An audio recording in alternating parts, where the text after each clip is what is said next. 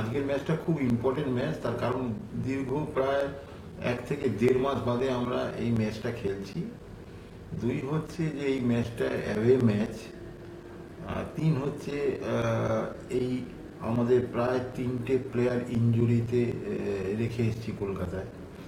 ফলে আমাদের কাছে এই ম্যাচটা এই জন্যই ইম্পর্টেন্ট। এই যে 6টা ম্যাচ বাকি, এই আজকের ম্যাচ নিয়ে যে 6টা ম্যাচ, এই ম্যাচটা সম্পূর্ণ নকআউট পর্যায়ে নিয়ে যেতে হবে।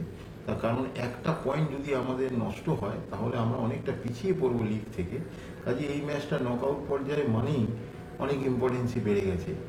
এবং সব থেকে যেটা বড় কথা, যে এতদিন বাদে আবার আমরা আই লিগ খেলছি, সেখানে একটা জড়তা থাকে, সেই জড়তাটা কাটানোর খুব দরকার আছে। আজকের ম্যাচটা আমাদের জেতার একেবারে সেই মনোভাব নিয়েই আমাদের নামতে হবে, এবং এই ম্যাচ কোনো মতেই পয়েন্ট হারানো চলবে না। সেক্ষেত্রে আমরা অনেকটা পিছিয়ে পড়ব। আশা করি ছেলেরা যেভাবে তৈরি আছে, ঠিক ঠিক কাজ করলে না জেতার কোনো অসুবিধা হবে বলে আমি মনে করি না।